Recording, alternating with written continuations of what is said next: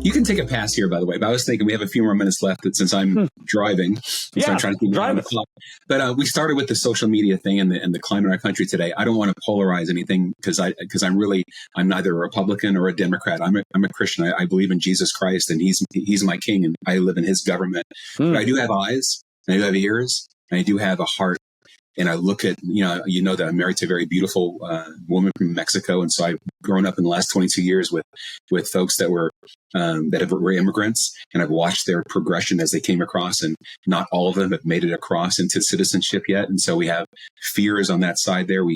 I have friends of mine and family members that are of the LGBT community. And they watch, they don't understand me sometimes because they hear what I speak and they go, I thought you were a Christian, John. I thought that's the Christian stance was hatred and intolerance, and you're going to go to hell, etc. Right? And so I'm just trying to figure out if we can have a quick conversation regarding how should a gospel person navigate the waters of an environment. And of course, in our faith community, we have an eschatology that culminates in the ultimate, sort of censorship, which is worship my way or die, right? And so you can sort of see the intolerance is to this group, it's to this group, and the folks that are the most intolerant seem to be the folks wearing our T-shirt, right? And so how do gospel believing, Christ blood washed Christians like you and I that understand that it's not our merit, it's not our sexual orientation, it's not how I came to this country. None of those things in Christ. There's neither Jew nor Greek, free man or bondman, male or female, right? How do we learn? How do we navigate waters where we're told to not see anyone else as if they're in the flesh? Right. And in this environment, if it's too heavy, you can pass, you can punt because I don't have a lot of time left. But it just came up in conversation and justice and love, and I thought it makes sense. I can say this: I have some very specific thoughts about these, but you guys are going to have to come to the Milk Dudes Bible study in the after party. Like afterwards. Actually, you might even have to wait for the after party of a chocolate Milk Dude session to get like the real juicy stuff. But here's something that I was thinking of. The lawyer asked Jesus, right after he said, "Love your neighbor," and the lawyer says, "Well, who's my neighbor?" And Jesus tells the very famous story of the Good Samaritan. And so what I glean from that is that the Jew was the one who got beaten up, left for dead. And then other Jews walked by and did not want to touch him, right? Did not want to help him. The Good Samaritan, who was the enemy of the Jews, was the one who saw this and took care of him. And Jesus' point was that the Samaritan, he was the one that was being a neighbor. Okay? So what does that mean for us? What does it mean for us to love our neighbor? To be a good neighbor is you give your neighbor what they need.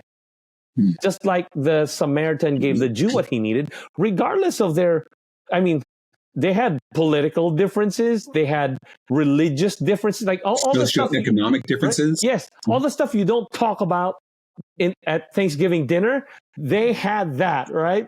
Your politics, your religion, your salary, all of that was just a big conflict. The Samaritan did not care. He just saw a person who needed something that he could provide, and he provided it. Now, we look at let's say the LGBTQ community. I also have family members that are in that community. Do they have an idea of how Christians are supposed to relate to them?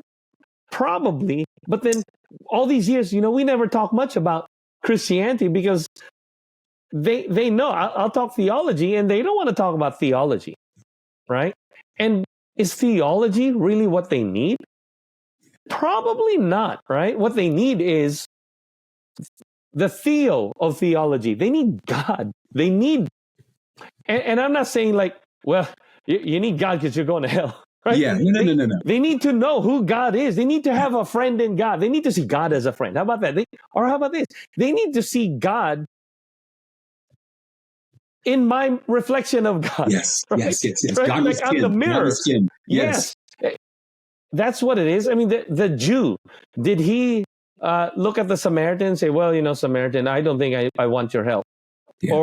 Or did he say, well, you believe different things? No, the Jews said, well, thanks, right? You're helping me out. This is cool. And then the Jew probably thought afterwards, there was this priest that walked by, there was this Levite that walked by. They didn't help me at all.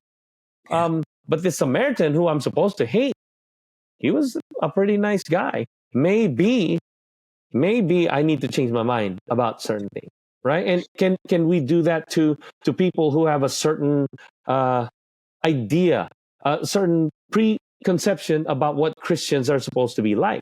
And we can't really blame them, because a lot of people who call themselves Christians are exactly like that. Yeah, exactly. Well, am I going to change their mind by just saying, well, no, not everybody's like that? I mean, I can say that all day long. They're not necessarily going to believe me. No. What are they going to believe? Well, they're going to believe what they see from me, what they hear from me, what they feel from me, and how we interact. And so, can they see that if I stay in my Christian castle, so to speak, and I'm just here and I'm just making, YouTube videos to send out there? Well, they might watch the video, maybe, but they might not. They say, this is Christian stuff, and then they just swipe away or click away, right? So how are they going to see Christianity? I think Jesus had a point. You are the salt of the earth. Yeah. The salt doesn't do any good while it's on the cupboard. It needs to mix into whatever it is that you're putting the salt on. Then it does its work. And that's the same thing with Christians. We just got to be in there so that the people can get our flavor, right? I mean, not necessarily salty in the way that kids salty sometimes, right? Yeah, sometimes. But you're right. We got to bring the Christian flavor to bear, and that's just living life with people. That means you don't shut people out. They're different.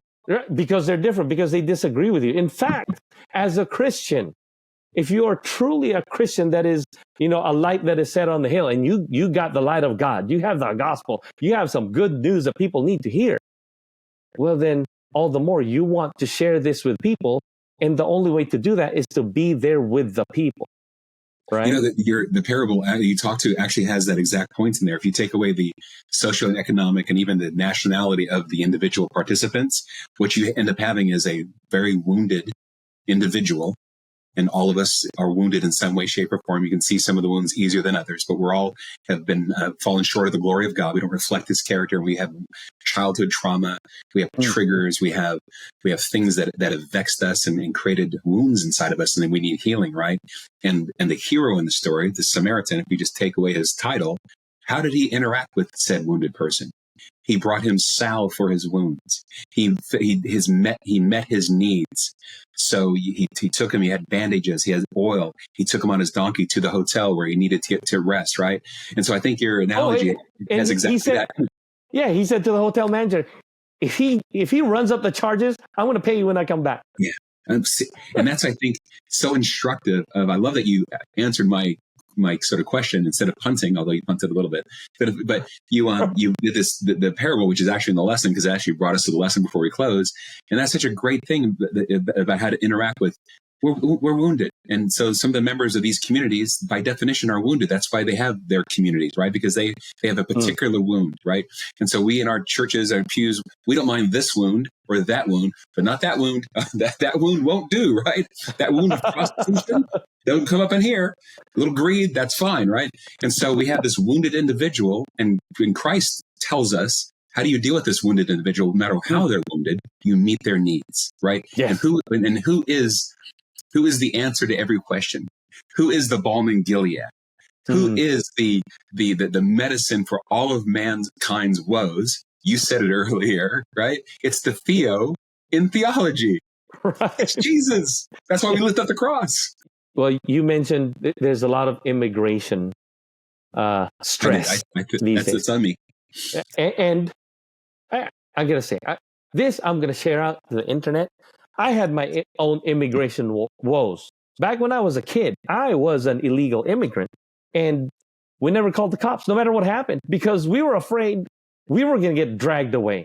So we said, don't cause any trouble, don't do anything. And there was this time when some neighborhood kids came and got into like a fist fight with me and my brother. we're not going to call the cops because we might get in trouble. And by the way, now that I think about it, isn't that kind of like how we think about God, right? It's like we're afraid to call on God because we did something wrong. We might get in trouble. So I got to solve my own problem here. That's so good. But anyway, so that's how we dealt with immigration. Immigration back then, it was INS, right? Immigration Naturalization Services, right? Yeah. So they were the bad guys. We were afraid of them, right? And so back in those days, there were also raids and stuff like that, and had family members who had to run out of the back door of where they were working because INS was at the front door, right? So I'm familiar with that. But how we're going to deal with it, I do have some thoughts on that. And you guys just got to join us because whatever I'm going to have to say on that topic is not ready for YouTube. Just so we all understand, the question was framed around how do Christians interact with them, not how we politically fix the problem, because that's not. No. Yeah. That's not right. That's what we're talking about here. Right. And I'm not going to get into politics. If you're Arnold to find out Arnold's political view on how to solve the immigration issue, you'll be sorely disappointed. Right. It's not going to be there. But how does a Christian relate to the immigration problem, right? Which is a real thing for us, like today. And I would say, I'm not going to say exactly how this goes, but I'm going to say the principle is exactly the same thing as how we deal with the LGBTQ issue. Is the same thing as how the Good Samaritan dealt with this beat up Jew. It is always the same thing. Right? The principle is the same. Now, how does that principle come out? Well, I'm fairly certain it's not by being mean to people, by looking down on those who, right, or who are different from you, who talk different from you, who have different ideologies from you. Yeah. Looking down on anybody, looking at them as if they were in the flesh never helped anyone.